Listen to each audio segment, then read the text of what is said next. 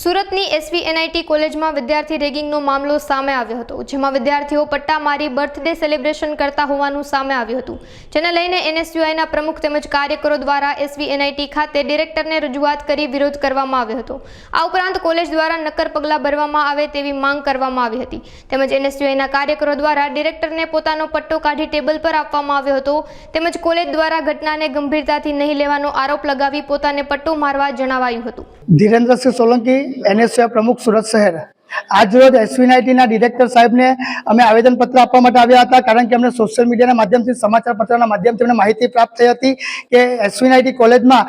एक विद्यार्थी ने बर्थडे सेलिब्रेशन में मार मारवामां आव्यो छे। परंतु आज अमने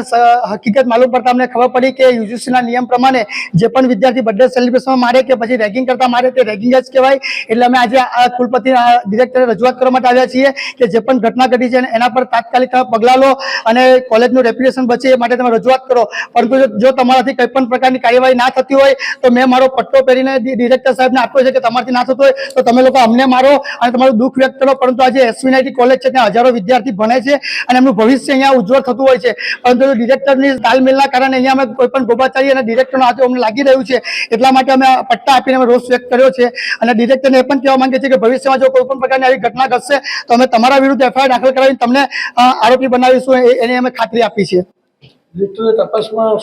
डिरेक्टर એવું કીધું કે પોલીસ તપાસ અમારી કમિટી બે તપાસ કરી રહી છે અને વિદ્યાર્થીઓ સાથે પણ અમે વાતચીત કરી છે અને વિદ્યાર્થીઓના પુરાવા અમે એકત્ર કર્યા છે અને એક વિદ્યાર્થીને અમે સસ્પેન્ડ કર્યો છે અને બીજી તપાસ ચાલુ છે। તપાસ પૂર્ણ થતા અમે સંપૂર્ણ રિપોર્ટ